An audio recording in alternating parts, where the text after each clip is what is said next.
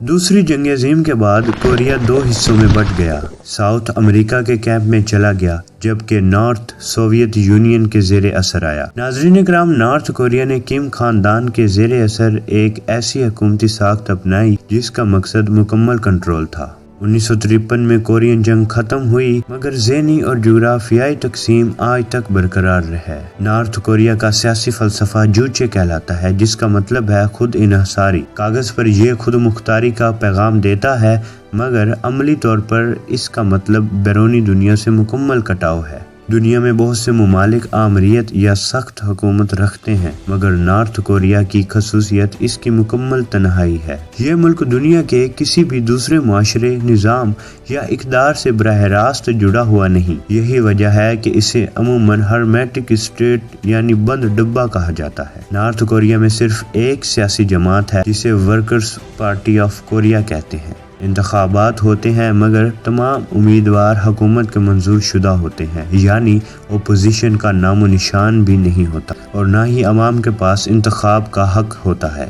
North Korea میں کم خاندان کو صرف سیاسی لیڈر ہی نہیں بلکہ شخصیت پرستی کے طور پر پیش کیا جاتا ہے۔ ان کی تصویریں ہر دفتر، اسکول، عمارت میں لازمی لگی ہوتی ہیں۔ ہر شہری کو ان کے کیے کارناموں کی تعریف کرنا پڑتی ہے۔ ان پر تنقید ناقابل معافی جرم ہے۔ اسکول میں چھوٹی عمر سے ہی ان کی سیرت پڑھائی جاتی ہے۔ یہ عقیدہ عوام کو متحد رکھنے اور سوال نہ اٹھانے کے لیے بنایا گیا ہے۔ ناظرین اکرام، نارتھ کوریا کا میڈیا 100% سرکاری ہوتا ہے۔ ٹی وی، ریڈیو، اخبارات سب حکومت کے کنٹرول میں ہوتے ہیں۔ صرف وہی خبریں دکھائی جاتی ہیں جو حکومت چاہتی ہے۔ انٹرنیٹ عام عوام کے لیے موجود نہیں ہوتا۔ عوام صرف ایک مقامی انٹرنیٹ استعمال کر سکتے ہیں جو محدود اور فلٹرڈ ہوتا ہے۔ بیرونی فلمیں اور ڈرامے دیکھنا جرم ہے۔ خاص طور پر جنوبی کوریا کے ڈرامے دیکھنے کی سزا انتہائی سنگین ہے۔ یہ سب اس لیے ہے تاکہ عوام دنیا سے موازنہ نہ کر سکیں۔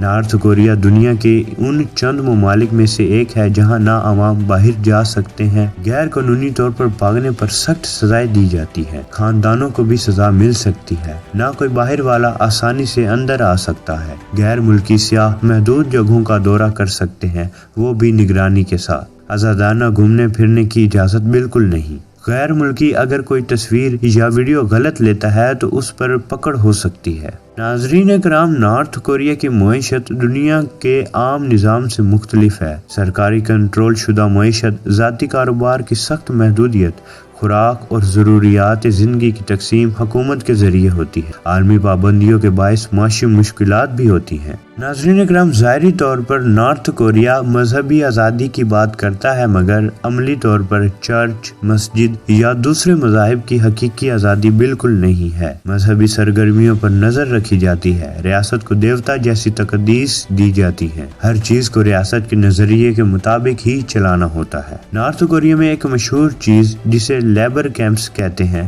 یہ وہ جگہ ہیں جہاں حکومت مخالف سرکاری قوانین کی خلاف ورزی کرنے والے یا غیر مطمئن افراد کو انتہائی سخت محنت والی زندگیاں گزارنی پڑتی ہیں۔ ناظرین اکرام، نارتھ کوریا میں پورے خاندان کو سزا ملتی ہے۔ اگر کوئی شخص جرم کرتا ہے تو اس کے ساتھ ساتھ اس کے خاندان کو بھی گرفتار کر لیا جاتا ہے۔ صرف یہی نہیں بلکہ اگر جرم دادا کرے تو سزا اس کے باپ اور باپ کے بعد پوتے تک جائے گی۔ نارتھ کوریا میں آئیڈیولوجیکل ٹریننگ کروائی جاتی ہے، بھاری محنت، کم خوراک اور سخت حالات۔ یہ کیمپ عوام میں خوف برقرار رکھنے کے لیے بنائے گئے ہیں۔ ناظرین اکرام، نارتھ کوریا میں اسکولوں میں حقیقی دنیا کے بارے میں معلومات کم، سائنس اور ٹیکنالوجی بھی حکومت کی تشہیر کے ساتھ پڑھائی جاتی ہے۔ انگریزی یا دوسری زبانوں تک رسائی محدود ہے۔ بچوں کی تربیت حکومت کے نظریات کے مطابق کروائی جاتی ہے۔ تعلیم کا مقصد آزاد سوچ نہیں بلکہ وفاداری پیدا کرنا ہے۔ نارتھ کوریا اپنے بجٹ کا بڑا حصہ فوج پر خرچ کرتا ہے۔ ملک کی پالیسی سونگون کہلاتی ہے، یعنی فوج پہلے۔